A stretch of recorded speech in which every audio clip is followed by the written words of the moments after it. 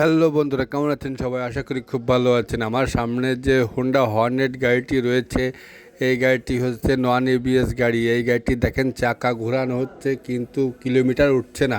আসলে এর এই যে মূল প্রবলেমটি হয়েছে, এর এই যে গাড়ি মিটারটি ছিল, এই মিটারটি অ্যাক্সিডেন্ট করে মার খেয়ে গিয়েছে। এই জন্য নতুন একটি মিটার লাগাচ্ছি, কিন্তু এই যে আগে যে মিটারটি দেখিয়েছি ওটা হচ্ছে এবিএস মিটার। আর এই যে দেখেন নন এবিএস যে মিটারটি রয়েছে, গাড়ির অ্যাক্সিডেন্ট করা যে মিটারটি রয়েছে সেটি দেখানোর চেষ্টা করছি।